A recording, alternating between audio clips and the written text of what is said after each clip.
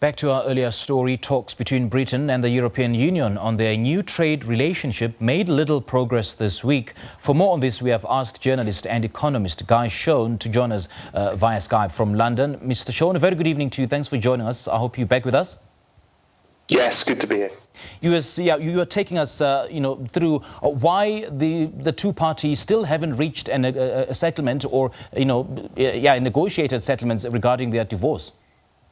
Yeah, we've got two sides telling, frankly, quite different stories at the moment. You know, as you said, Michel Barnier, he said that the EU negotiating team is proposing sensible, modern and forward-looking ideas, but the UK side are refusing to accept the starting principle that these trade talks should be based on existing laws and standards. You know, and the focal point at the moment for this fallout is on fishing rights. You know, and there are many areas around the UK, for example, where for many years British fishing representatives, British fishermen have complained that boats from foreign European countries are causing great economic harm to the UK by fishing very close to British mainland towns. And so as well as an economic issue, it's also a hugely emotive and politically charged one. It's also symbolic for an island nation, you know, the very idea of having its waters invaded. So there's no wonder that the battle for fishing rights has captured the public attention. But if we widen the lens a little bit, we see the sort of overarching government strategy here in the UK. And it's also the reason, I think, or part of the reason for the current stalemate. The Boris Johnson government has set out its stall for these negotiations on a point of principle. And that is that trade talks must start from scratch. There must be the assumption that both sides are coming to the table as two entirely free and entirely equal entities. In terms of the EU, what they're saying is, well, look, you know, up until recently, Britain was already part of a vast number of standards, agreements and partnerships, and that only ended in January. So to ignore that is both unrealistic and impractical. So really the main part of this stalemate, this impasse, is about principle. The two sides are getting stuck on the starting point, and this is before we even got into any of the detail about commercial agreements or rules that both sides might need to follow. So what comes after the divorce? I mean, once they finalize the terms of their divorce, is that it?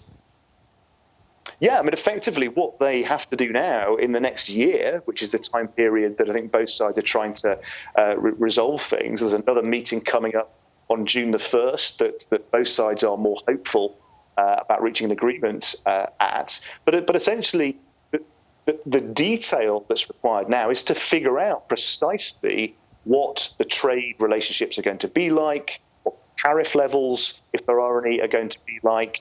And then also precisely how the UK, for example, makes sure that those aspects of EU law that are, very much built into the British system, that they become transposed and, people's rights and all of the good aspects the British public have enjoyed from EU law, that those are preserved and fall in under British law. So there is, as you can imagine, an enormous amount of disentangling and rebuilding to do as all these structures be put in place. Well, that's the UK has agreed to continue contributing to the EU's main overseas aid program, the European Development Fund. What should we read into this, in the context of whether to ascertain whether both parties will continue working together in the future after this divorce? Well, it's almost impossible to imagine that either side wouldn't want to work together. There is, an enormous amount of trade that flows between both the UK and the major European countries. There are political partnerships that that go back, an enormous amount of time into history. So it is unthinkable that the two sides won't continue to partner together. But part of the problem here is the complexity. So on the one hand, you have a political battle that's going on. Neither side wants to concede more than they absolutely have to. You've then got a sort of PR battle that's going on in the media. Both sides want to make the other side look unreasonable, want to make the other side look purely ideological, and themselves to be pragmatic and reasonable. But then underneath that, you've got an incredibly vast network of detailed agreements, right the way through to individual research projects that are helping to develop vaccines for all sorts of diseases. You've got academic partnerships that are going on, as well as all the commercial partnerships. So very, very, very difficult for politicians to try and get all of this sorted out in the next 12 months. And the fact that there's no definitive cost to the settlement and the final cost to the United Kingdom will depend on future events such as future exchange rates and EU budgets. So could this be a significant factor that both parties should look at in the finalization of their divorce? Yeah, getting a final divorce bill, in fact, frankly, getting any number completely agreed by both sides has been a problem, not just in the negotiation stage, but right the way through, dating right back to before 2016, when the idea that this was going to become a campaign to either stay in or leave the EU first got started. No one has really ever agreed on these big headline numbers. Add into that the economic instability that's going on at the moment, where stock valuations, currency valuations are frankly going all over the place with the global instability that's going on. And it becomes increasingly hard to get a sense of the size of the bill. Even when and how those bills are going to be settled becomes difficult, because, of course, that's just not an economic issue or a commercial issue. It's also a political one, too.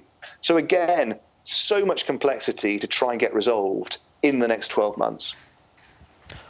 All right. Thank you so much for your time. Much appreciated.